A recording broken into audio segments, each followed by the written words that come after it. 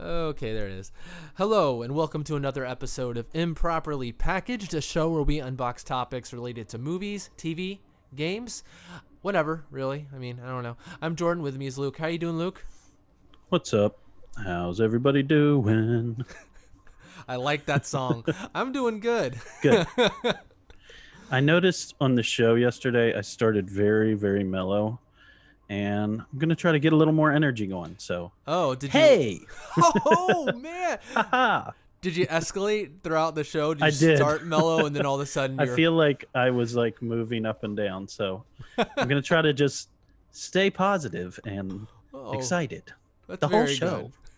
So, welcome to the show. That's kind of like how Eminem always does his songs. Like he'll start off, he's at a reasonable spot. Exactly. He gets more and more angry. I'm really pissed about something else.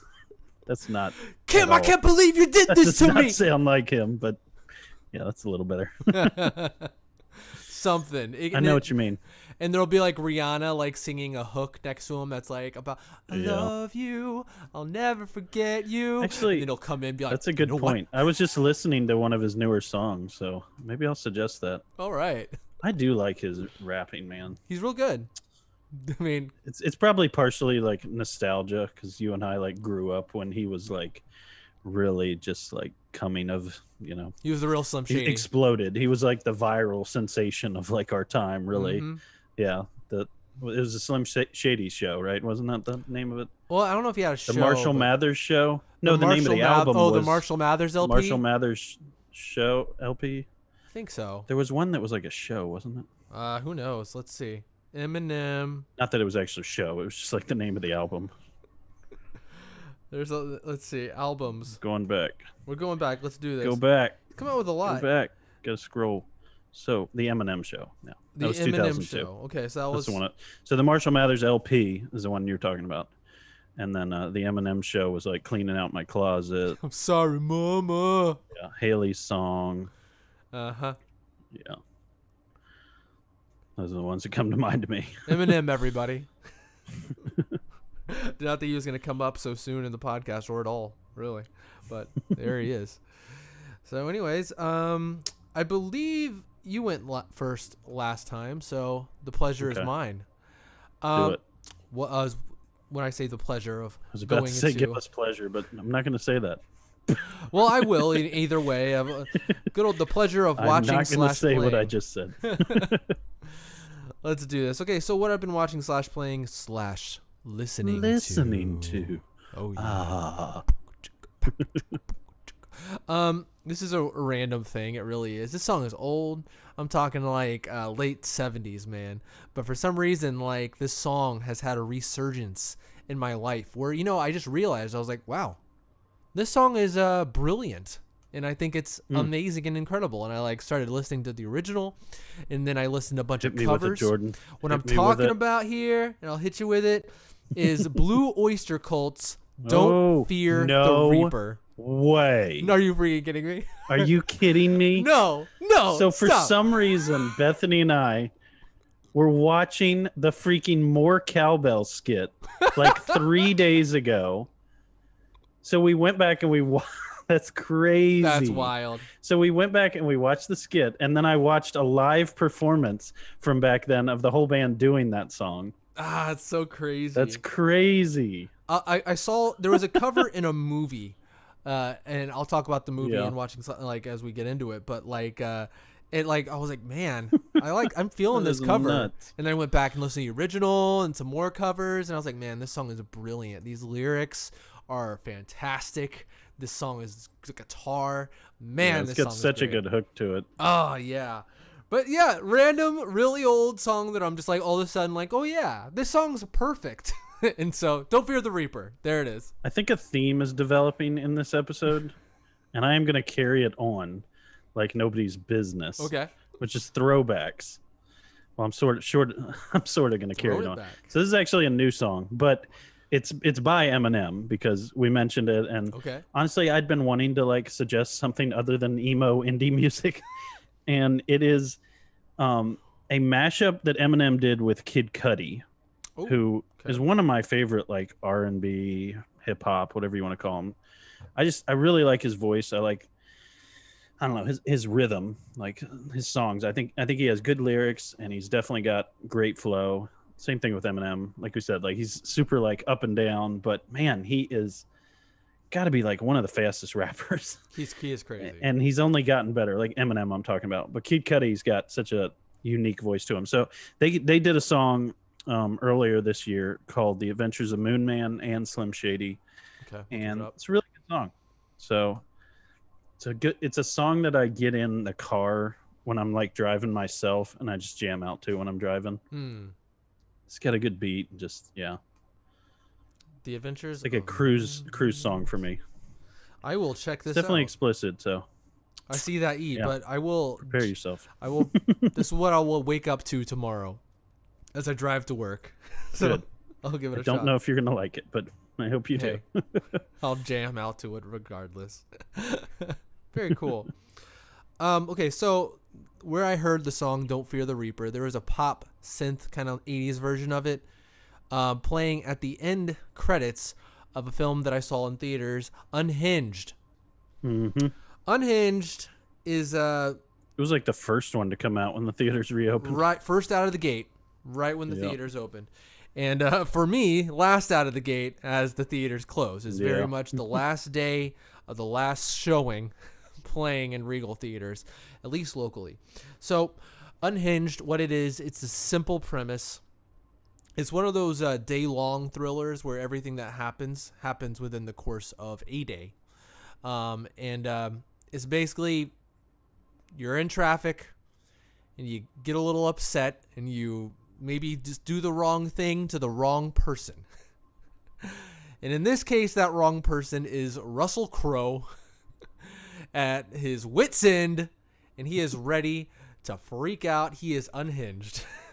Russell Crowe, in many of his roles, I feel like would be the wrong man to run to mess with on the road. I feel like usually during those circumstances, you're rooting for him, whether he's Marcus Aurelius or whoever he is. He's normally some sort of hero character, but here he is. Okay. But he's always scary. he is, as he's very intense. And so here he's playing like this he gained a lot of weight, man. I don't know if he gained it for this movie or that's just who he is now, but he's a big man here. And that kind of does add to the intimidation factor a little bit because he's just this big dude running at you. But this movie I thought it was pretty good. Honestly, I enjoyed it way more than I thought I was. Like way more. Really quick into it, I was like, "Oh, this is a competent movie." And it's a type. I'm think about Breakdown, the movie Breakdown, or maybe the movie Joyride. It's a little bit of those. It's a little bit of those. It's see that. Yeah, it's a thriller that takes place over the course of like the morning to the afternoon within the time of the story. And so I like those sort of things because it usually just moves and moves and moves. And this does. And it's entertaining. What Russell Crowe does in the movie is big, but it's kind of really entertaining to watch. It's not amazing. It's not like this, oh my God, sleeper hit. Like you got to see it. But, for this type of movie, I recommend it, a little intense in parts. I mean, like Amber actually flat out didn't like it because of this, because there was just a couple parts where people just get like, not too bad, but she doesn't like it when people really get beat up really badly, and that happens like once in the movie, and she was like no, but it's an entertaining thriller. It's really what it is. And so whenever it goes on streaming or whatever, I'd say give it a watch. I mean, it's short. It's like an hour and a half flat. Mm-hmm. It's just an entertaining thriller, and it honestly made me a little nostalgic because I haven't seen movies like this. Don't come around too often. I feel just really straightforward. This guy's crazy. Mm-hmm. Watch out for this guy. The whole movie's about let's get away from this one freaking guy. Nothing else really involved, and it's Joyride's a perfect example of that. Here's this one crazy guy. Here he comes. Let's get out of here. But yeah, surprisingly, I recommend it. I was going into it being like, this is going to be trash fun. And in a way it is, but it's quality, I think. Enough quality. But, oh well. Other than that, keeping it on the thriller side of things, me and my wife have been watching the Scream franchise. We're talking 1990s Wes Craven, Ghostface Killer. Have you seen any of the Scream movies, Luke? Did we talk about the Scream movies before? Maybe. For some reason, it's possible. We had. It must have been mentioned at some point in the podcast or at some time. Maybe it was a different series like that I'm thinking of. Yeah, I've seen some of them. For some reason, there was like, I think there was a, one of those TBS things or something where they were like playing them back to back, and I want to say I've seen at least the first one all the way through, and maybe the second one quite a bit. Was there like 4 of them? There's 4 of them currently. Like, so they came out pretty close to each other, the first 3, and then literally like 11 years later is the. They had a lot of returning cast in those early ones, didn't they? Yeah, they were pretty faithful bringing those cast members back. I mean, you have your core 3. That's Sydney, Dewey, and Gale Weathers, the reporter. And those are like the ones that seem to have plot armor. And then every now and then they'll bring a character back just to kill them. It was Final Destination. We totally talked about similar things. Same vein, a little bit, where very formulaic. We're talking. People die. Here. Yeah. Have to bring new people in because of that. Exactly. These movies are kind of fun, mainly because they are 90s time capsules. These movies, they are 90s as it gets. It's like. You totally get like a Dawson's Creek, Seventh Heaven kind of feel, except there's a killer here. Mm-hmm. Especially that second one, man. When I watched the second one, I was like, wow, everyone's here. Oh, there's Jerry O'Connell. Okay. Oh, there's Sarah Michelle Gellar. Oh, there's this guy. I'm like, I forgot Drew Barrymore was in this. Yeah, Drew Barrymore, the first one. It was completely forgot. Yeah, the movies are very 90s. It's funny that third movie is very much. I don't know if it's like sponsored by alternative rock. I think there's not 1 but 2 songs by Creed in Scream 3 and a couple by Fuel. It's very much like, wow, it takes you back right to that era. Product of the time. Where you're a suspect simply because you have a cell phone. Because cell phones are such a rarity, you're automatically a suspect. 96. Yeah. It's crazy. You have a cell phone and you're a teenager, you must be him. Whoa. Not a bad assumption, it turns out, but but entertaining movies. Apparently they're making a 5th one, which is funny because Scream 4 came out 11 years after Scream 3, and now Scream 5, when it comes out in 2022, will be 11 years after Scream 4. So apparently that's not the first one, Jordan. There's a 1981 Scream. Really?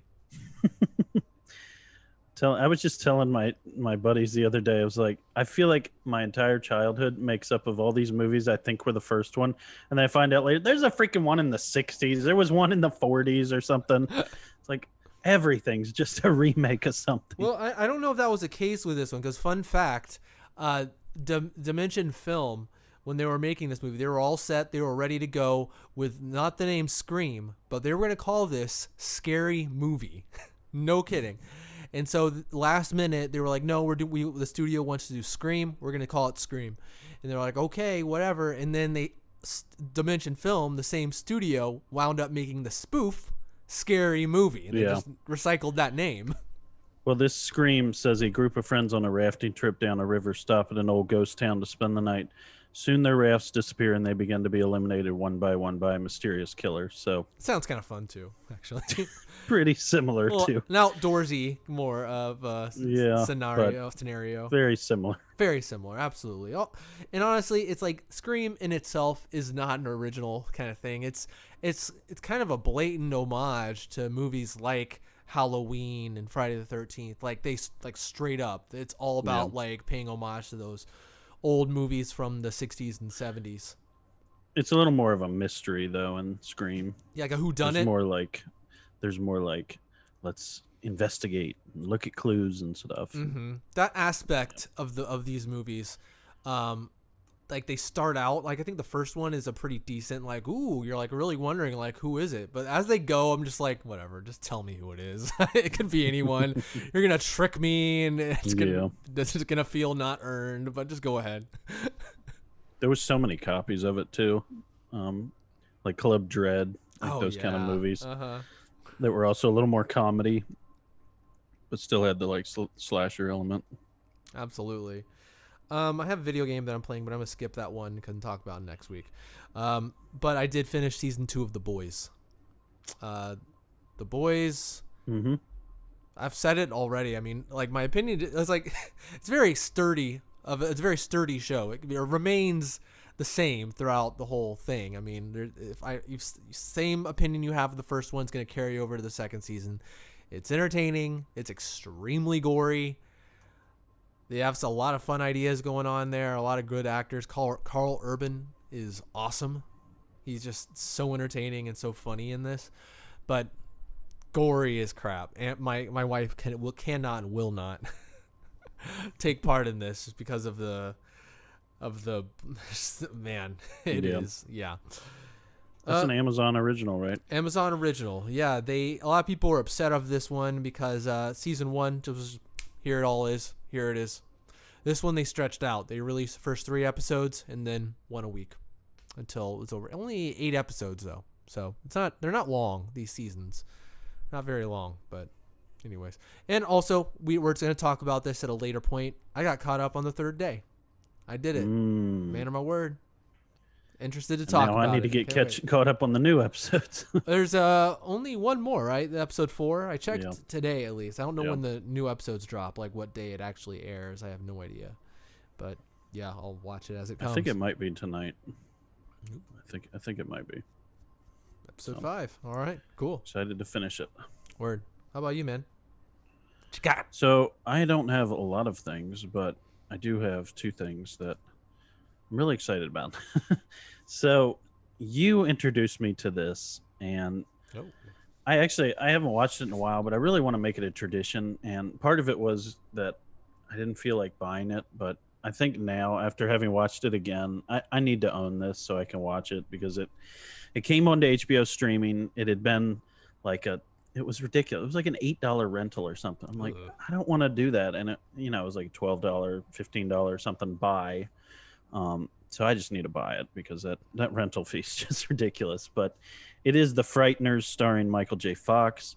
Nice. And it is just, it's not one of my favorite movies, but man, it's up there. It's one of those movies that just has great replayability for me. It's no blockbuster and it's no, art house like, oh my gosh, the director told an incredible story. But I mean, it's got some talent. It was directed by Peter Jackson. It was written by Fran Walsh and Peter Jackson. And, obviously it's starring Michael J. Fox, which is probably one of my favorite actors, especially in his younger years. I mean, he's been plagued by a terrible disease now, so I feel terrible for that. But, he's a great talent. Just so much fun to watch on screen. He's just kind of a fun guy. And it also stars... well, sort of like, I don't know, side stars. He's an important role. He plays Johnny Bartlett. I don't know if you remember, Jordan, but like the main bad dude is also Jake Busey, who is also what's his name from Back to the Future. He's who was he in Back to the Future? He's the main dude, right, from Back to the Future, isn't he? Biff Tannen. Who was he in Back to the Future? Yeah. Wow, he's played so many movies. It's crazy. Those teeth in the movie Frighteners. He's always like. I guess I'm wrong. I really thought he was. He looks just like him. Huh. Guess I'm wrong. Huh. He's a Busey kid, right? So he's like Gary Busey's son or so. Is that correct? Yeah. He sure is. Huh. I really thought he was. Man. But yeah, just overall, it's one of those movies that it also like fits this time. Unfortunately, we live in Florida where the leaves have not even come close to starting to change yet. But I've seen a lot of pictures from people I know who live in like Colorado and live up in the more northern parts of the country, and they're changing a lot. And this movie, I think it's actually filmed in California, but the spot they picked to film it really reminds me of the trip I got to take up to Maine, up to Portland, Maine, where Portland, Maine is a town that kind of sits on a hill. that borders a like circular bay. This section of land of Maine. That blows my mind that it wasn't filmed in Maine. It looks so much like Maine. That's crazy. I think I looked it up before. I'm just talking out my butt. I'm pretty sure I looked it up before, and like looking at the movie, I'm like, yeah, those hills look very California-ish, but I'll have to look it up later. But yeah, it looks very much like Portland, Maine, which is it's one of my favorite places that I've gotten to visit, and yeah, it just. Like I said, it's a very silly movie, and it's got its horror elements, so it really fits super well in with just October and just, the whole Halloween vibe. So, yeah, I just looked it up. It's not Biff, and I'm totally bummed. Sorry, he looks so much like him. He has that type of face for sure. Anyways, yeah, it's a great movie. So yeah, if you haven't watched it. We've covered this before on our we did one episode where it was like things that you should watch if you hadn't watched, but I'm sure there's plenty of people who it's like episode 2 or something who have listened to this who are not going to go back to that episode. So I think it's fine for us to repeat things, keep people current with things they should be reminded about. I think we can repeat something 70 episodes ago. That's fine. Yeah, probably. Crazy how many we've been doing, but that's what happens when you're having fun. Woo! So yeah, The Frighteners. Yeah, watch it. It's one of Peter Jackson's movies that I think people just have no idea about, but they really should. It's like it's just lost through time, I feel like. And like as I say, it's one of those like you just don't get very many of these type of things anymore. Like the creativity employed and just kind of the simple yet complicated nature of it. I don't know. There's something about it that just you kind of feel at home while watching it. It's a very simple movie, but it also is deep enough that you're not bored. Yeah. There's so many movies where it's like this one concept, and it's like even if they do it well, it still is kind of like, I don't know. It's just hard to get into it a lot. It's a whodunit in a way. It's a mystery ghost story. It's pretty cool. But there's also a lot of supernatural things like going on. Comedy. Yeah. It's great. Yeah, I mean, honestly, it's a comedy first. It really is. Yeah. But it's got a decent amount of horror. I mean, it's enough to. I probably wouldn't want a small kid to watch this movie. No. Yeah. It's serious enough, but it's like, it's also nice because like my wife just hates horror. She doesn't like horror at all. But it's fine. She didn't mind it. I told her it's like it's not scary. Yeah, Ghostbusters maybe. It's just a little like ooh kind of thing. Yeah. It's not bloody or anything. So. Yeah, that was another throwback. Like I said, I think this is Throwback Monday. So the next one, I am so glad I finally watched this movie, Jordan. Ooh. And if you have not watched this movie, I beg of you, Jordan, stop watching whatever you're watching. Stop watching The freaking Third Day. Stop podcasting. That Luke guy's an idiot. He shouldn't have told you to watch that. I'm just kidding. But you need to watch this movie. It is St. Elmo's Fire. Okay. This movie is so good.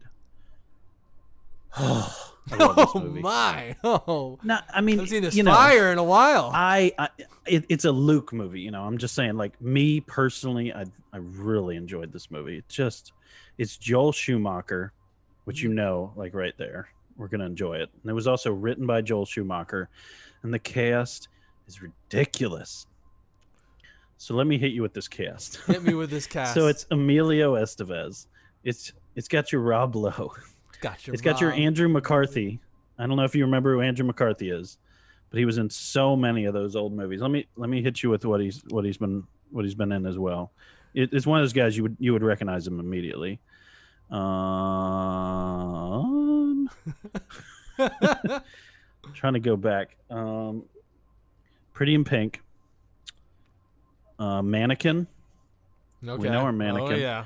And he was in Weekend at Bernie's. So those 3 movies. He's in a lot of other stuff. Dang, He's in Weekend at Bernie's too. Dang, this cast, holy crap. Yeah. So Demi Moore, Judd Nelson, who we know Judd Nelson from Breakfast Club, of course. And funny enough, starring across from Judd Nelson as his love interest is Ali Sheedy. Who is the punk girl from the Breakfast Club? Yeah, let's switch it up. You're not with Emilio. Who was his love interest in that movie too? Yeah, isn't that right? Yeah, this is a movie full of Brat Pack. I mean, really, the only ones missing here is Molly Ringwald and what's his face. And Mary Wingingham, which you wouldn't know that name as well, but Jordan and I recently watched The Outsider. Yeah. And she was the wife of the main detective in that movie. Oh, she is too. Yeah. So, yeah, just they're all good actors, and this movie it has that feeling throughout it. It's just like, oh, I want to be back in the 80s right now. It's such a simpler, like, fun time.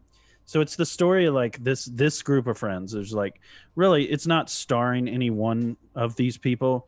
It's kind of an equal screen time shared among them. Okay. And there's just like drama going on. It's right after they graduate from Wake Forest, and they have different jobs and they're trying to get going. And there's the wild one, and there's the crazy girl, and then there's the couple that never get married, but one of them wants to, and then the other one wants to, and then there's the other one that has a secret crush on another one. And it's just such a feel good movie. It's not artsy fartsy or anything.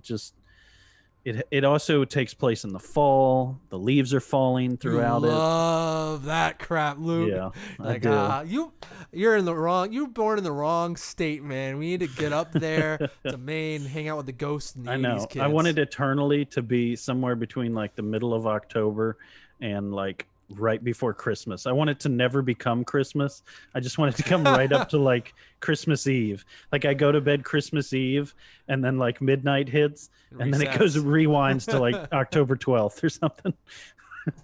I wake up and yes, the best 3.5 months of the year. I'm back. So yeah, it's a lot of fun. So if you have not watched this movie, I can't recommend it enough. Amazon Prime. I'll check it out. Yeah. This is another one I just need to buy it. I'm going to want to watch it over and over again. Hopefully people around me enjoy it, because I really enjoyed it. You'll be referencing it through your life. So it's such a good cast too. Like they're just, they're all top class actors, and yeah, it feels like you're just watching their lives. That's when it's good acting, is when it's just like the art disappears and it just becomes like a glimpse at someone's life over, several months. Man, I love Judd Nelson too. It just, I don't know, something about the way he acts. It's just, it's having a fun so time. good. It's kind of sad that people know him. Like when you say Joel Schumacher, people immediately jump to Batman and Robin. He's made so many good movies. He really has. Like 1 year after, like a couple years after he made St. Almost Fire, he made The Lost Boys. He's made a few bangers. Like people love Flatliners, Falling Down. Yep. Like these are good movies. So. It's funny watching that movie and having the St. Elmo's Fire song, which I feel like that's what a lot of people would know from just like radio play. Like that's a super popular song. I don't know the song. You would if you heard it, but it's like one of those songs that it's like when they when they play like the 80s, 90s, and today, it's like it's probably on the top 100 80s songs it plays, and it's just funny like hearing that song like play in, and I'm so used to hearing it on the radio, and yeah, it's a good song. I'll be checking it out. I think you'd recognize it if you heard it, Jordan. Is it played frequently throughout the movie? It like plays at the beginning. All right. And it's funny, and then like later you can hear it like playing, but like faded in to a different part. So it's like they hope you don't like know that it's that. Well, like Top Gun, so it doesn't feel repetitive. How it handles "Take Your Breath Away," boom, boom, boom, just boom, keeps boom, it going for so long. Boom, before she actually starts singing. Yeah. But I think that song was originally actually made for the movie, so it's funny like hearing the song over and over and over again, and then watching the movie and be like, "Oh, that's what it's for." Ah, I see. Yeah. Cool. I will certainly check it out. You got anything else, man? No. All right. Well, I mean, like right now it's just a news roundup because it's the countdown to next gen. Here it comes. We are at this point, at the time you're watching this podcast, we're less than 1 month away. We're on the edge of destiny. Now we're falling into destiny. We are free falling. And soon I will say we've landed in destiny. Oof! In our destiny. I don't know. I'm probably taking this too far. No, not far enough. Exciting. Keep it going.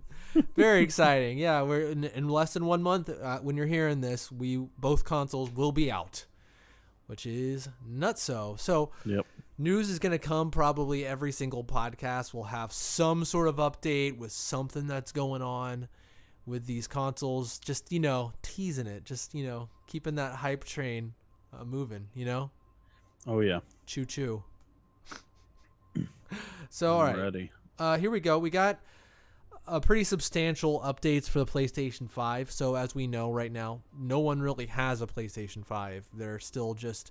Sony's got them all. And they're just kind of giving information as they feel fit. And so either that or people may not be able to say. That's true. Because I feel like they could have some review units out, and it's just like, we're letting you have this so you can play it, so you can write things, so you can get it ready for the release day. Because it sucks when these companies give people this stuff and they have like, they have to produce it as people are already like starting to break into their boxes. And so hopefully that's what they've done. Yeah. Absolutely. I mean, what's his face has one apparently. Hold on, what's his name? I gotta find out. He has a sandwich named after him at McDonald's. He's a rapper, right? But I don't know anything. Oh, I don't know. Is he a he sports does? guy? There was something about him. Yeah. You talking about Help me out here, who are man. you talking about? There's a McDonald's sandwich named after him? Yeah, there is. I swear to you. Big Mac? No, Travis Scott. Oh, I didn't know. No, he just says like this is his combo. It's just like what his order is. You're talking about the commercial. Yeah, the Travis Scott combo. Whatever. He's just saying like that's what he ordered. Because it's just like a double with cheese and fries and a Coke. I see. Nothing It's crazy. the most unoriginal thing. I don't know why it's like he's Come gotten all this, like I saw him like asked about it on like one of the late night talk shows. I'm like, really? Like all he did was say, "I get a double with cheese and a fries and a Coke." Ooh, wow, that's crazy. What an artist. Well, it got him a PlayStation 5 apparently. He like really, yeah. Wow. I don't know if that's what got it for him, but he was tweeting or he's on Instagram about it, and everyone was like, "Oop, he has one," because you see him with a DualSense controller, and he said, "I'll be up all night" or whatever, and so. I mean, he could be fooling, but I can only assume if he's playing around with the DualSense, he's got the thing. Plus, like, you got to imagine people like Jeff Keighley and those kind of people have one. Just can't say anything, like as you said. Probably. But we got a couple tidbits here. Some of them pretty substantial. There was the teardown. They do this every generation. Sony does. Nothing we don't already know. It's basically, except for it's confirmed that those panels on the side are just removable with your hand. Yep. And so that caused a lot of people to say, "Oh, custom panels, which I like the sound of that, but we'll see if that actually comes to fruition. Oh, Alexa, I'm not talking to you.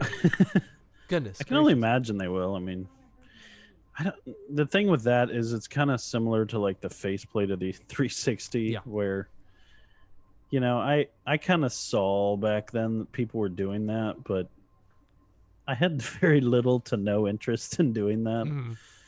I mean, maybe it's just because I'm me, but maybe people have different things that they enjoy. So I have heard some people say that they enjoyed their custom faceplate for their 360, but how did that even work? I didn't. Probably just because I'm older too.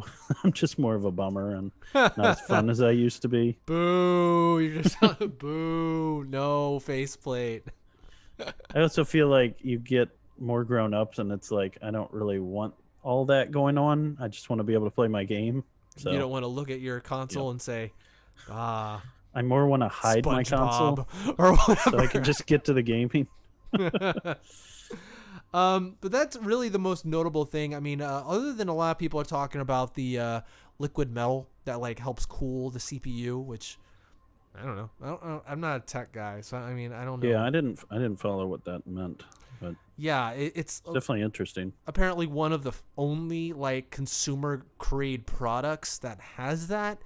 There's a lot of like professional technology that has that, but nothing consumer made. So that's interesting. And they have like this surrounding that's like there to protect it in case there's any leakage. But yeah, crazy. Whatever. I don't know anything about this stuff, so I was just like, oh, things.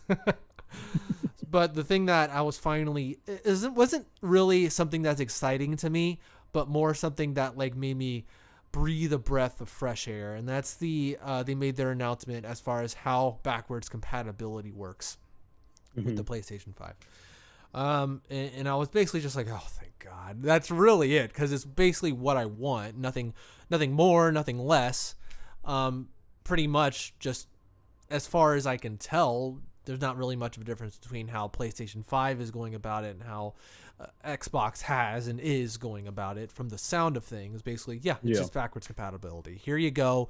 Games that will it's just have simulating the old console. Yeah, basically. And games that have unlocked frame rate, you're going to see higher frame rates. Games that have dynamic resolution, you'll probably see higher resolution. Stuff like that. And I'm like, okay, great, fine. And they released a list. It was kind of funny. They released a list of basically of the games that aren't backwards compatible. It's so funny. I don't even know why they even bothered to do it, because it's 10 games. Yeah. And there's ones that I've never heard of. People are making fun of it because Joe's Diner is one of them, and apparently I've never even heard of it. Apparently it's like one of the worst games to come out for the console. What's with all of my Siri 2? What in the world? You didn't even say seriously or anything. No, I didn't. I think maybe that crown. Maybe I got the crown that's on the watch or something. I'll hit it. What I'll end up doing is I'll hit it and it'll like say the time, and I didn't even know it could do that. So it like does it, and I'm like, what did I touch? And then I touch it again and it doesn't do it. Doesn't do it when I want it to. Exactly. It's only when you're at work or they're at a funeral. Yeah. Anytime you don't want it to happen. Pretty much. But anyways, that's what PlayStation 5 has been doing. And like Xbox, it's just the train keeps kind of rolling. Like everyone has these things, and it's just they keep, which is cool, that everyone just has these. And Xbox is kind of slowly being like, okay, now you can talk about this. Now you can talk about that. Yeah. But it's not a bad way of doing it, honestly. No, that's a great way of doing it. Keep that tap on. Yeah, Digital Foundry keeps like putting out these videos that are so cool, and like stuff like talking about recently Assassin's Creed Unity, which is it was like the first next gen Assassin's Creed game. Had a lot of issues, frame rate being among the highest, and so they're over the moon with the fact that Assassin's Creed Unity is at full 60 frames per second on the Series X, which that's so cool. I love that sort of thing, being like, here's this game that has problems, and it made it to where it like kind of tarnished a probably good game, and now here it is, and it's great, better than ever, you know. Yeah, I watched a whole video.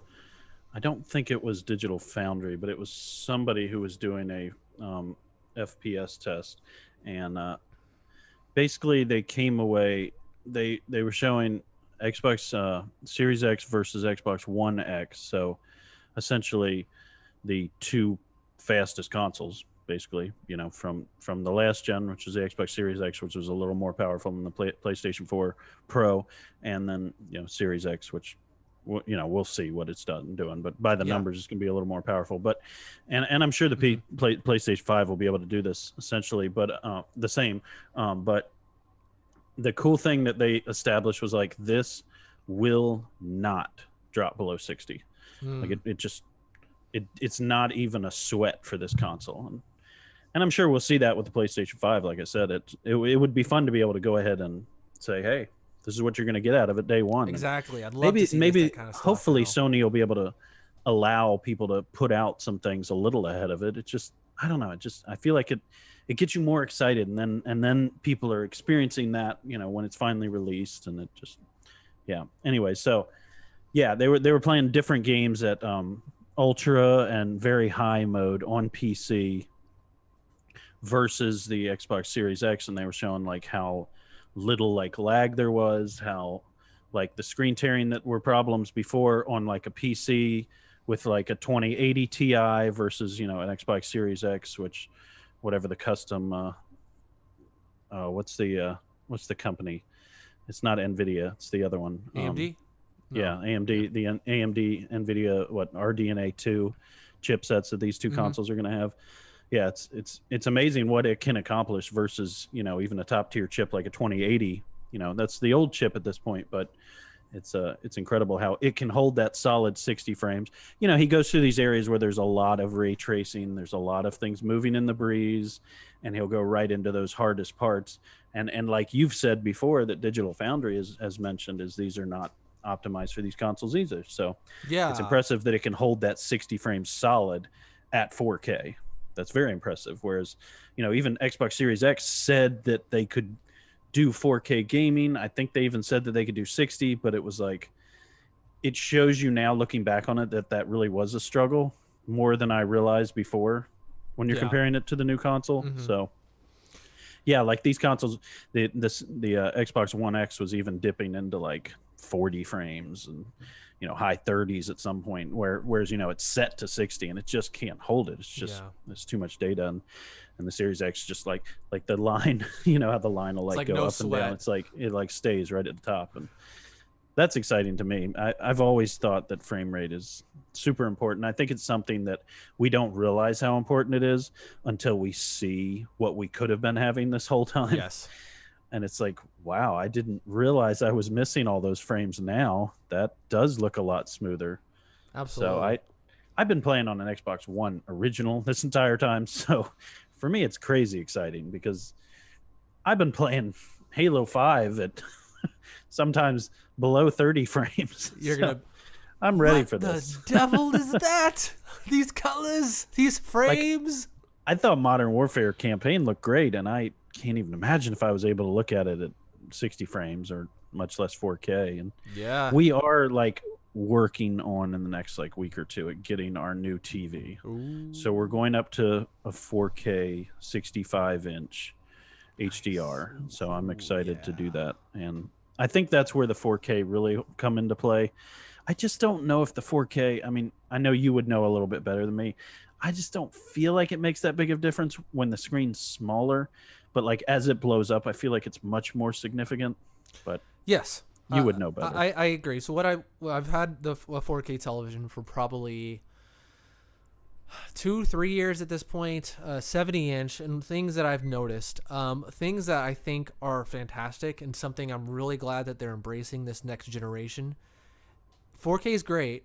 I like 4K. I do tell a difference with such a big TV between 1080 and 4K. It's not like standard to high def. It's not that big a difference where I'm like, what the, and I'm like rubbing my eyes like I can't take it. No, 1080 still looks good, but 4K does look better. But one of the things that like I do notice where I'm like, wow, that adds a lot. HDR is awesome. I love HDR, and I'm so glad that's a focus for both consoles this generation to be like, just here's HDR. There it is. It's on these games. It's like pretty much always turned on. And I think ray tracing is going to be that, but like to 10. Yes. Because being able to like have that light like be that much more accurate. That's just, I mean, you saw the demo. Unreal did. It's crazy what that can do. Yeah, like with all the elements combined, it's one of those things where it does just make the thing feel more immersive, makes the picture feel more alive. And not so much just 4K. Like if you didn't have the 4K, I mean, if you had the 4K and you didn't have the HDR and maybe probably like the ray tracing and the high frame rate that you're going to get with the consoles, it's not as great. But with all those things combined, it's so awesome. You know, so much better than just a regular 1080p TV. So, and you need a lot of horsepower to do that. So yeah, we definitely need. That's where I feel like I've heard a lot of people saying like, "Why am I getting this console? There's no games for it," and I get that. There's very limited games. A lot of these games are essentially going to be, even some of it like Valhalla. I mean, it's a next gen game, I guess, or even like Call of Duty. It's like it's a next gen game, sort of. You know what I mean? It's like. We're on the edge of, we're practically in, Xbox One, PS4 still. These games are being made for both consoles, so yeah. This is a different, I think this is different than any other generation before it as far as backwards compatibility goes. One, the fact that the games will be so much improved, but also the fact that we've invested in these infrastructures. Like for over 6 years, you've been gaining a library of Xbox and PlayStation games that are just, here they are now, and they're better. They're over here now, and they're better, and here comes all this other crazy new stuff. But while you wait, you get to enjoy all these games in a new light. And that's really exciting for me. I'm not the kind of person who's like, well, that's an old game, I'm going to move on. No, if there's a game that I love that's going to look better, I'm going to get back into it. Like, honestly, I'm super excited to play No Man's Sky with its unlocked frame rate and be like, whoa, it's so much smoother now. Like, I'm really excited. Hearing about how Kingdom Hearts 3, that game has an unlocked frame rate, will probably be smoother. That's awesome to me. And the fact that they're going to load really quickly and all that cool stuff, I'm stoked to play these old games. Seriously. I mean, I'm really happy about playing stuff like Miles Morales, and honestly for Xbox, I'm really excited to play the Yakuza Like a Dragon. What I'm seeing on that game looks for me. Like, it looks like I'm actually really excited about that game. Yeah, so that's what I've heard. But I guess I didn't quite say what I meant to say. What my point was that I've heard people saying that, like, there's not a lot of games for this, and I think that is true. But I think the big thing that, like, we're getting out of this is, like you were saying, basically, is how much more improvement headroom we now have. You know, some of these games, like you said, have already announced that they're going to improve it, but it also just gives that, like, possibility. It's like, yeah, you don't quite know how to use all of this console yet, but right off the bat, you can do things that you just plain weren't able to do because there wasn't enough headroom before. Yeah. You know, like, you weren't able to say, okay, we're going to make our game at 60 frames or even 120 frames at 4K. We're going to do that because we have that possibility now. Before, it was like, I don't know, if we're going 4K, we might have to stick it down to 30. You know, it's like there was all these compromises going on. And now it's like the games that you already have are going to look that much better and be that much more fun to play, especially if you haven't played some of them, which I'm sure you haven't, because it's insane how many games have been made over the past 5 years. But now you also have that potential to make games that may not take fully advantage of the system look so much better in just like all those things that you were talking about.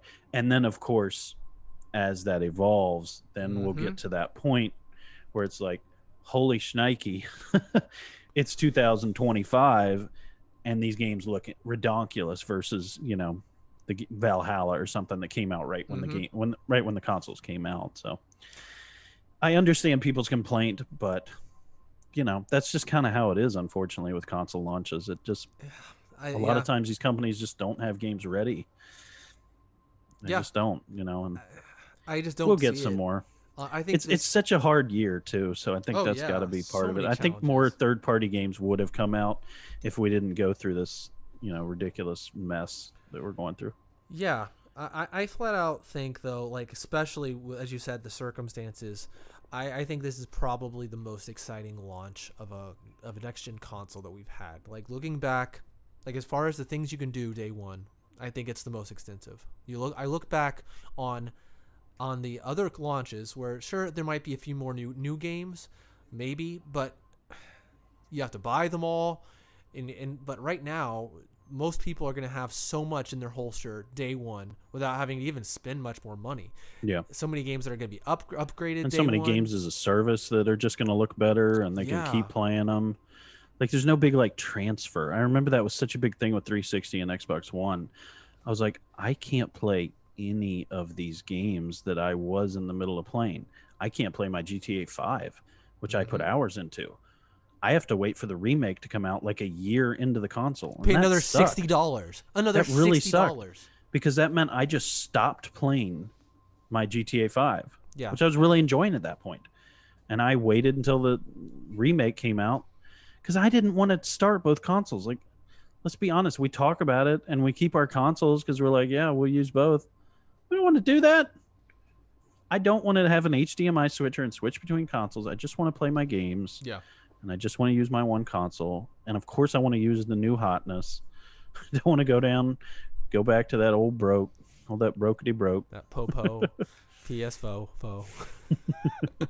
Yeah, it's gonna feel like molasses after you have a week into your Series X. Like that. This is an HDR. Yeah, right. 1080p. What is this exactly? Is that 960? Like, I'll play. Am I an animal? I have my PS3 up in my bedroom. We basically just use it as a Blu-ray player in case we want to watch a Blu-ray upstairs. That's really it. But while I had my wisdom teeth out, I was like, I don't feel like going downstairs. I played a lot of Switch. Let's see what else I can play. And I booted up the PS3 and played some games that I had. I only have a few. I mean, what, there was like so few gigabytes of space actually on board on that thing. So I don't have a lot, but still the like the 120 was like the top one or something. Yeah, holy crap. 160 maybe. It's crazy. Really crazy, you know? And yeah, and I was like, man, this is such a slow experience. And I saw the resolution change on the TV. I was playing DMC, which is the Devil May Cry remake. Downgrading. Yeah, and it went, like, you see the TVs flick from going to the 1080p OS, and like the screen kind of goes dark and then goes back, and I see the 720 up on to tell you the revenue. I was like, holy crap, really? Unenhancing your experience. Yeah, I was like, dang. So we've come so far, and yeah, I can't imagine we're gonna be going back to those PS4s and Xbox Ones. So it's so great that it's all here, because I remember getting that PS4, early days of PS4, me being like, yep, I guess I'll play more Resogun, and that's like really it until Infamous Second Son comes out in a couple months. There's nothing. And so, man, I am jazzed every time I see one of these videos and then being like, a Digital Foundry, and look how much better. I can't do their British accent. Just talking about how good things run and look. That's exciting. That's exciting. Yeah. Anywho, a couple of things coming out the gate for Xbox. I mean, some previews are starting to come out. People are starting to play things like Dirt 5 and again Yakuza Like a Dragon, which looks freaking great. I'm so excited about Yakuza Like a Dragon. Actually, that thing looks ridiculous, but it looks so for me. It's like an open world turn-based RPG that kind of reminds me a little bit of Persona in a way. Yeah, gimme, freaking gimme. But other than that, I mean, like for instance, right now we just got the dumbest tease that apparently the UI. The tease for the PlayStation 5 UI is coming from Burger King. What in the world? What? Yeah, there's like there's this random tweet that they put out about it's the king looking inside of a bag, and he's hearing the boot up. That's the reveal? It's the tease for the reveal. What in the world? I guess if you can make more money. I suppose so. Get a sponsor. Yeah, get that Burger King Whopper money. But yeah, anything that you've caught wind of or heard about that's getting you jazzed about next gen this week? Sure, we'll talk about it again next week. I went ahead and bought my Cold War pre-order. So I have officially spent my first $70 on a game. So I kind of looked into it before I did. So the beta is starting. It started this weekend, but unfortunately, it was for PS4, I guess. PS4. It's not PS5 yet, so PS4 only for the first weekend, which is so annoying. But next weekend will be the Xbox One. So yeah, I looked at all the deals, and essentially it was the same. It was basically, you can buy a current gen for $60, but you won't be able to play on the next gen. So you either buy an Xbox Series X version of Call of Duty, or you just go ahead and buy the cross-gen bundle. It's like, why don't you just give me the Xbox One if I'm buying the Series? It's like it's the same price. Yeah, it seems overcomplicated. It seems like it would be a given if I spend $70 that I can play it on my system now, but that's not the case. Just sign up for smart delivery, for the love of God. Microsoft has made this as easy as possible to put your game on our system, and it just feels dirty that you guys are like charging us extra for this. So if you buy the $60 version of the game, you can then, if you have the digital version, you can buy a $10 upgrade. If you have the disc version, you are out of luck. You have to spend a whole nother $70 to upgrade to the Series X, which I think is going to get a lot of people, because I can see that happening. Somebody go to GameStop, pick up their Black Ops for their, Xbox One, and maybe they, Series X, PS5 was sold out, so they didn't have one maybe. Because I think Call of Duty comes out shortly after the system's release. So there's really no excuse. But if you are sold out and you just don't have one, I could see somebody getting their PS4, Xbox One game and then being like, great, now I have my new Xbox. I have my new PlayStation. I'm going to throw this disc in. Nope, it will not play. And you will not be offered a $10 upgrade. You'll be told you get to buy the game again, which is the craziest thing to me. That doesn't make anything like sense to me at all. Like, what? Oh, it's painful. I was reading somebody breaking it down, and like, if you buy the digital version, you're pretty much good to go. It's the same price. You pay $70, you get both versions.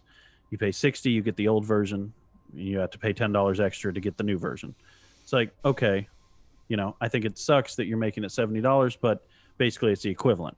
But it's the disc thing that really gets you into a bind, and that's going to be so easy for people to not realize that. And think about how many people buy Call of Duty. I mean, how many people are going to get screwed? Probably hundreds at least. People maybe thousands. Pissed. Oh my god. Yeah, and they're going to go straight to Twitter and say, hopefully they'll blame Activision for this and not blame Microsoft or Sony. But yeah, people are not going to be happy. I've always considered okay, so I've moved mainly, I think you have too, mainly to digital, because for me, I'm like, okay, with movies, digital and physical, they're a different experience. You get a better visual for the physical. Video games doesn't make a lick of difference, especially now, the fact that when you put in your disc, it's not like the old days. You put in your disc and there's the game. Okay, no, it offloads onto the freaking console. Yeah, it's the exact same experience, which I could not believe when I began doing that on Xbox One. I was like, this is really my new experience. Yeah, this is so much worse. It's so much worse, and it's like basically now you basically had to fill your space, the same space that you would have to fill anyways, and then you have to show the console basically your ticket that gives you access to the digital version. It doesn't. Yeah, I'm kind of shocked to this day that, even though I'm glad that I can have a PlayStation 5 with a disc just so I can watch movies on it, I'm kind of shocked the fact that holy crap, maybe Xbox, back when the Xbox One was coming out, they had the right idea with the whole all digital thing. But that brings up a whole nother conversation, Jordan. No kidding. I know. That you just mentioned that reminded me. I remember this whole conversation on another podcast I was listening to about the fact that, and I don't know that Sony's talked about this yet, but I think we can confidently say that it's going to be the exact same thing on PlayStation. Yeah. We will not be able to play any games on our external hard drives.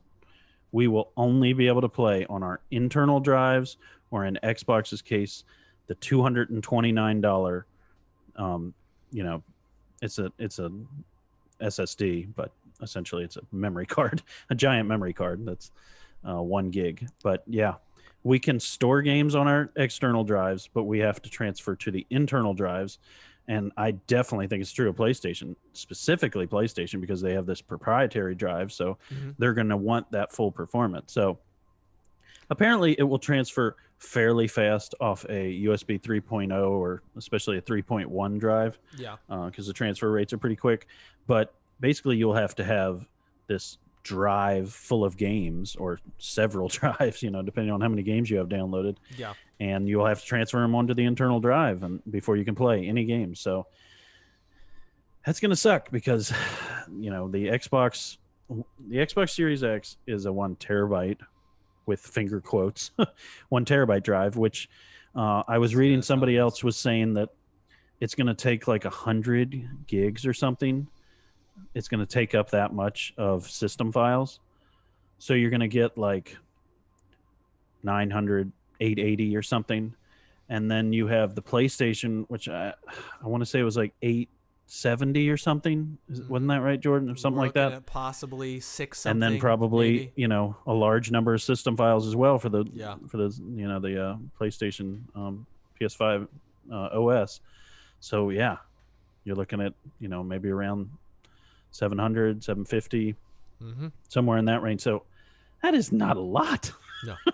It's not a lot of space. It's becoming increasingly not a lot with the size of games, and they're just going to keep growing. Yeah. They're going to keep growing. And so, growing. I'm excited that at least on Xbox's side, we do have a drive. I think I will buy it eventually, but it's almost half the price of the console. And like, I understand. Like, don't, if you're listening to this and you don't understand, those NVMe drives are expensive technology. It's a newer way of transferring data. And with technology, like everything, iPhone 1 was an expensive thing to make, and it was expensive then. And it got, progressively expensive, cheaper, to where we have an iPhone SE that costs $350, $400, whatever. Yeah. And it's going to be the same way with the NVMe drives, where eventually, those drives will be a lot cheaper. But for a 1 terabyte internal NVMe, it's essentially the same price. So it's really actually a better deal, because Seagate's presenting it in this pretty cool little package that you can just cool. Insert, and you're getting the exact same performance as if you cracked open the entire Xbox and put it into the I'm blanking on the connection type, but you clicked it in like you do with RAM memory or something. Yeah. You get that full bandwidth. So yeah, it's really cool, but still, all that being said, it's a lot for anyone that doesn't make a ton of money to buy. That's so a lot of freaking money for storage. Eventually I might buy it, but I've been thinking about that now, kind of preparing myself for all this and thinking, okay, well, I have 3 terabytes of storage externally on my Xbox One right now. So I have a 500 gigabyte internal storage that came with the Xbox One from launch. So I have 3.5 terabytes, which that's a lot compared to 900, maybe under 900, 850, whatever gigabytes. So I guess I'll just put all the games I have now on those hard drives. I was actually starting to consolidate just the other day, deleting things, and I'm like, probably won't go back to this. Yeah. If I do, I guess I'll just suffer the long download. But preparing myself for the big transfer, and then you're gonna have to pick and choose, what are your pride and joy games that you want to be ready to play? Your GTA 5s or your Red Deads, or your I don't know. My Shenmue 3, Kingdom Hearts. Yeah. Those kind of games that you're going to go back to. So I'm just hoping when these floodgates open, when these consoles become available and the supply comes out and the demand comes out, that over the course of the years it comes down, whatever, that these things will just decrease. I mean, that's the hope. I mean, when the Switch came out, it created a new desire for these micro SD cards. And within the first couple years, the ones for 250, which that's not a lot, 250 gigs, but those micro USBs, I mean, they don't go up that high. That went down quickly. I remember looking at it and be like, $80. I don't want to do that. And then a year or two, 30. Yeah. And so it can go down considerably if the demand's there, and technology allows them to make them better, make them cheaper, whatever. So let's see. Well, hopefully. But it is different when you can have a collection of SSDs, and maybe that's what the big guys should do. But I still think the transfer speed wouldn't be enough with an SSD.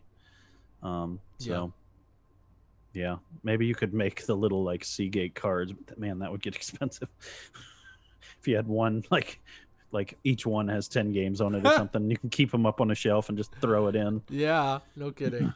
In the have you seen some of the prices for the 2 terabyte ones for these? They're astronomical for these SSD things or whatever that you need for these new consoles. I was looking at the one specifically that right now, basically Sony said, look, don't buy any of these things until we talk to you about it, until we tell you which ones you can buy. But right now, one has come out the gate saying, yeah, this will work, apparently, but the prices are crazy. Nuts. How would that even work with the PS5? I didn't think there was a port for it. Yeah, during the teardown, they showed you how to do it. It's a lot more complex than the Xbox Series X. A lot more complicated. You basically tear off the panels, and once you get under there... Oh, you put a new drive in. I'm seeing it. It's a PCIe 4.0 NVMe. Yeah, there's a slot for it, but you I gotta thought get in there. Their big thing was that their hard drive was even more special. So that...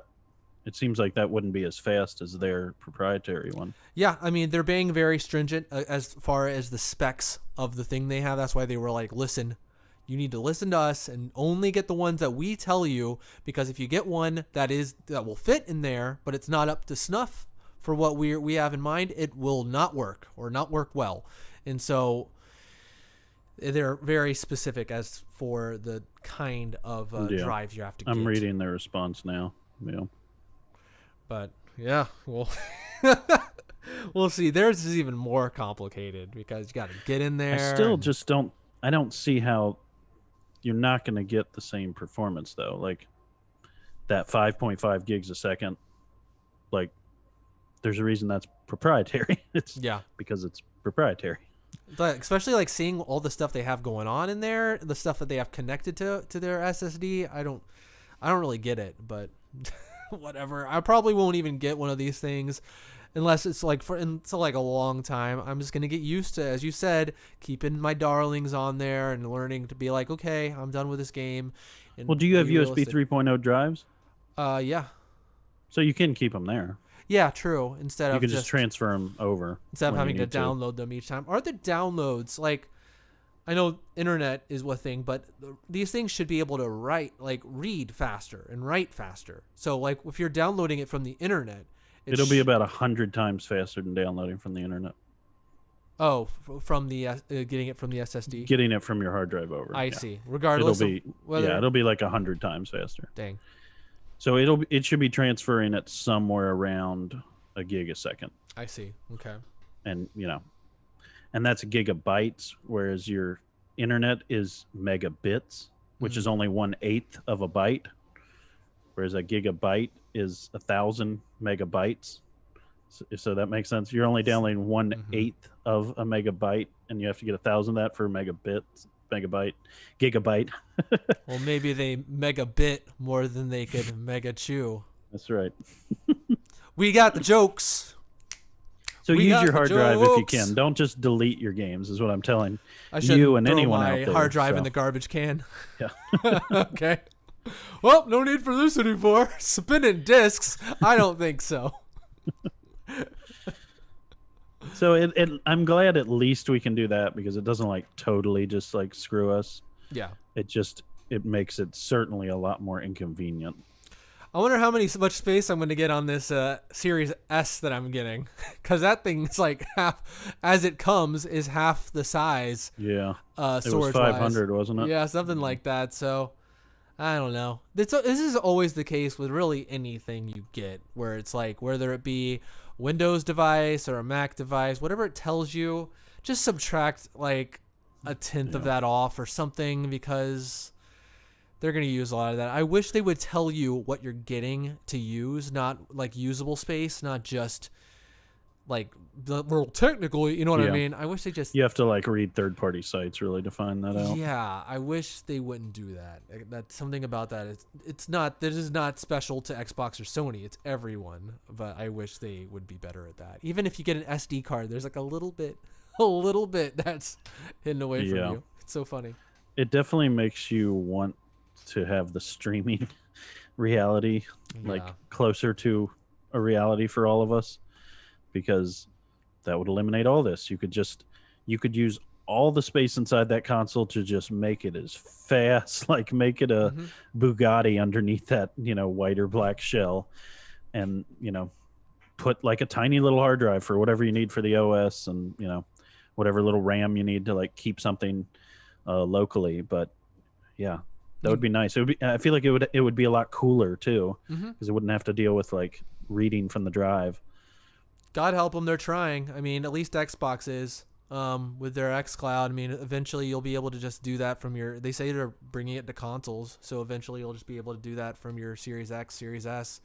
Just stream games via xCloud. I think you and I could do it just fine with the internet we have here, and we don't really have especially great internet. We have just kind of normal cable internet where, we're getting somewhere between 100 and 200 megs. So yeah, I think like if I could hardwire in, like, get that full performance without that Wi-Fi degrade, I think I could stream just fine. So yeah, they're not actually offering it yet. That's kind of the funny thing. They're offering it on the mobile Android devices, but they're not offering it on the Xbox itself.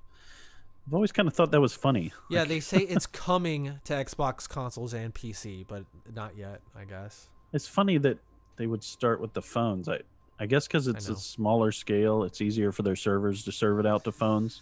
Yeah, I guess. They know people use it less, so it's a smaller test. Update. So I think several months ago, I told you, okay, there was a good sale. It was like $40 for a whole year of PlayStation Now. And I got to tell you, okay, so downloading games, cool. There's several games there that, I don't have, and cool, I can download it and I play it. So, worth it for that. But streaming, it's terrible. I'm going to go ahead and say it. I'm going to flat out tell you, it's terrible. Like, I'm trying to get into Devil May Cry because I'm interested in playing Devil May Cry 5. I think it looks awesome. I'm excited about the special edition that's coming out. I think it looks great. But, man, I was trying to stream the HD collection. Old game, right? Old game, up-res to HD. But, man, what is going on with the streaming they have? It's like wherever there's, like, black, it looks like, I don't know. It looks like I'm really playing the game off of VHS or something. It's not that bad, but it's bad. It's bad, man. It's just something about the visual quality looks just bad. I mean, let's see, the lag with the controllers isn't too bad. That's fine. That's actually about what it's reasonable. But the visuals, man, So Sony, you need to revamp that crap because PlayStation Now it's streaming. Just like the server's not performing well enough for you? Dude, I don't even know what it is. Maybe it's the games that I'm trying, and I'm going to be honest, I've only done like a few games here, and they've mostly been old games because a lot of the newer games, you could, like the PlayStation 4 games, you can just download. But when it comes to PlayStation 3 games, you got to stream them. So you have to stream. There's no way to download. There's no way to download them. So PlayStation 4, you can just download. Wonder why that is. I don't know. They just can't, for some reason. They have such a hard time emulating PlayStation 3. I don't know if it's because that cell processor. Maybe because the emulation isn't on your PS4. Yeah. So it's got to play somewhere else. That's what I'm thinking. It's playing off of a PS3 somewhere. And that is not a good thing. Can you imagine? I hope it's not actually playing off a PS3 somewhere. They have just one PS3. I hope it's a server with like an emulation on it. No, it's one PS3. Just a guy has to like put the disc in and get it going for you. Oh, Jordan wants to play. Man with a beard hobbles down. Where did I sit down? I can fall. Let me see here. Where's that Devil May Cry Trilogy HD remake? No, not 2. He's looking for 3. Let me see here. Oh, did I put the disc of this darn game in the Call of Duty box? Let me switch this over here. That poor man who lives in a sea of PlayStation 3 He's got discs. a wall of plugs like the old phone operator. A switchboard. Where's that Jordan plug? That daggum paint Let me put Jordan. this HDMI cable into the right plug here. At this rate, Come on, Sony. What are you doing to that old man? Get it together. Do the real stuff, not the solo PS3 with a man with a giant factory of PlayStation 3 discs. Oh, we are cruel. Yeah, what do we do to that old man? But well, I don't disappointing. know. Yeah, it's disappointing. Hopefully they because they haven't talked much about PlayStation Now. Honestly, they've been really quiet about it. They've been talking about PlayStation Plus, but they've been very quiet about PlayStation Now, especially as far as PS5 is concerned. So maybe there's going to be a revamp, or maybe they're just going to say, you know what, screw it, old man, you're going home. We're not really doing anything else. We tried, we failed. Bye. But I don't know. Couldn't find enough old men to manage this system. No, not enough old men with 12-foot long beards to helm the PlayStation Now streaming service.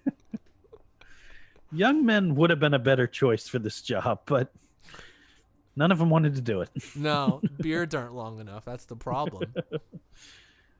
Honestly, though, it does feel like nobody's figured it out yet. It does feel very much like this technology's in its infancy. So everyone sure is trying, though. Man, but everybody sure poo-pooed Stadia, and it felt like such a cool thing when they announced it. It was like, this has to be, and I still feel that way. It has to be the future. It really does. It just, it's like the moment when you see what playing a movie with a DVD is versus having to put a VHS tape in and rewind it and like make sure it doesn't, get warped, and you not having to deal with tracking, cleaning the freaking VHS. I mean, all the things, I mean, yeah, your DVDs could still get scratched, but man, they were sure a lot more resilient than VHS tapes. Like, no kidding. My DVDs sure work fine now, and I know plenty of my VHSs that in the years I was growing up, they got warped and wouldn't play after a while. Turned to sand within the plastic container. So in the same way, like, then, the next evolution, it carries through with games as well from like, your, wow, I'm blanking on the name, but what is the freaking cartridge, from moving from your cartridge, to your PlayStation 1 disc to then, in this past generation, moving to digital. I remember seeing it just when I first got my Xbox. It was just like, this is so much better. I can't go back. Oh my gosh, I'm watching Monday Night Football in that commercials you're talking about with the PlayStation thing is playing right now. We'll have to wait a few days to see what that's about. Oh my god. What's the date? 10/15. 15. Wow. Yep. All right, here we go. It's this week. All right, let's see. Is the Burger King himself going to take us through the PlayStation 5 UI? Is that what's going to happen? Has that man ever spoken? I don't think he speaks. Does the Burger King King even have a voice? He doesn't speak. He sneaks. This will be the big reveal of his voice. Oh, my God. Welcome to the PlayStation. Hello there, children. Welcome to the PlayStation reveal for the OS. I don't like it. If that's anything that... No, I don't like any of that. I don't like it. That's scary. That's very scary. But he is kind of scary. We've all played Sneak King. Back to my not very important point.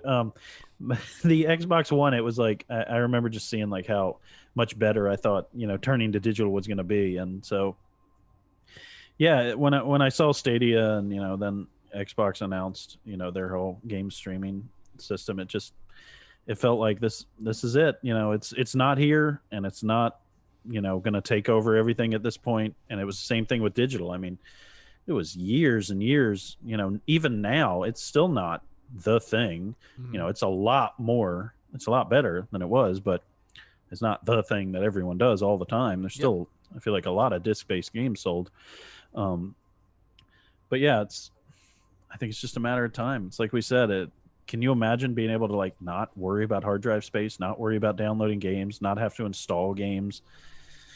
It's just a lot better. And when things are better and easier, that just ends up taking over. It's like, yeah. I would wager that it's coming. And I think it's coming this generation of console gaming. Both PlayStation and Xbox came out right out the gate with an all-digital console. Both of them. With the Series S and the digital-only PlayStation 5. I can't imagine that they're not cooking up something to where it says download or stream for every game in your library, and that's how it should be, and it should work. So fingers crossed for that. Yeah, and some people are just gonna be left behind. Unfortunately, it sucks. They're not gonna have the internet to handle it. But oh gosh, yeah, you're right. It was the same way for me. Growing up, I didn't have very fast internet, and I got left behind. I wasn't a part of a lot of the things that were going on, being able to download music and movies on torrents and Napster and all that. I just wasn't able to do it. Metallica's going to come after us. Downloading music and putting them on your iPod. I kind of missed that whole thing. Yeah, absolutely. I got to take part in it later, as I went off to college and everything. But yeah, I was not able to download it. I had dial up and it just was, it's frustrating. Now we're talking about the dark ages, Luke. Imagine streaming a game there. But it's going to be the same way. It's going to be like, people are going to see how much better of an experience streaming is. And, that's been a conversation I've heard a lot of people saying. The internet's not good enough. The internet in Europe's much better. And the internet in Africa is so much better. It's just because, here in the United States, we're way behind. We never developed enough. Sure, all that's true. But I'm sorry, that just doesn't stop innovation. And if something's better, then it's going to take over. And it sucks, but I don't know. We're always ready for the next thing, and it's got to be the next thing. Like we've already had this conversation. I'll kind of wrap up, but I think Nintendo and Sony need to swallow their pride and work with Microsoft. I really do. They just need to team up and say, hey, like, we need Azure, or I would say Amazon, but Amazon's starting their own gaming thing, so I don't know that they're going to be as willing Luna or something to like help them. Yeah. I don't know that it's going to be successful, but I don't think they're going to want to help them because they know that if they help them, then their Luna's not going to have a chance. But whereas Microsoft, it just, at least the way from the CEO down to whatever his name is, the head of Xbox, Spencer, their whole message has just been like, we're here to help people play games, our games, but also just like to help our customers no matter what platform they're on. Yeah. And I can't see Microsoft turning down, a contract with Sony to host and stream their games. I can't see them doing that. That's just not who they are. They have such a big business when it comes to like B2B stuff. So yeah, they handle things so strangely sometimes. But I do think it's coming, but not for Sony. I think that might be a reality for Nintendo. It really might. They seem to have a pretty cool relationship with Microsoft. They're usually, when there's any sort of exclusivity that they give to Nintendo, they're usually the first ones to get it. So I can imagine something might like broker some sort of deal or something with Nintendo. I could see it happen. I don't think it even has to be something that's forward facing though. I don't even think people have to know about it. That's true. Just the technology. I'm just saying like Sony just comes to Microsoft, doesn't say anything to the customer, and just says like, we need to, use some of your server space. We need your technology. They pay them a good fee, and it's not a forward facing thing either. It's like, you keep all your games and do all that. It's just, we want you to host and stream the games to our customers. Yeah, that's what I think they need to do. And like you said, yeah, I mean, Nintendo and Microsoft have been working closely, so I could see there maybe being some more forward-facing things. But yeah, just in general, I just think Sony needs to realize like, this isn't what they do well. Just like they don't make good cell phones, but they make great TVs. They make great cameras. Like, that just isn't a business that's working out well for them. So, do what you do well, and then team up with the people who do the thing that you don't do well better. And in this case, I think it's Sony. Mm-hmm. And it would be Amazon, but I don't know. That just doesn't seem like a good marriage to me. We don't even know what's going to happen with that one. Because Amazon always wants to take over whatever it is. And I don't think you want to give any of your technology to them, because I don't know. It doesn't feel like a company I'd want to trust. No, they're a strange one when it comes to the things they try. I'm just like, they like to stab people in the back, I feel like. Yeah, because they want to own everything. It's like Microsoft is willing to like work with people, and Amazon very much feels like, we want to own every transaction of every kind, and we don't want to just like help you. We want to be in between you and your customers. We want it. I don't think Sony would be into that. No, very much not. Sorry, I messed up my camera. But I think that about does it for this week of just gabbing about next gen. I think there's gonna be a lot more gabbing about next gen in the rambling. Oh, rambling as the rambling data Luke. comes, so will our mouths be running with speculation and hopes and dreams. That's right. We're, as you say, Luke, falling towards the precipice of destiny. What is it? Here comes our destiny. It was my destiny. Anyways, there'll be more of this next week. I'm sure you can count on it. We might talk about other things, but who knows? Who cares? But yeah, that's a show. Is that our show, Luke? That was a show. That was a show. That was a show that went by right there. All right, guys. We'll see you all next week. Thank you. See you later.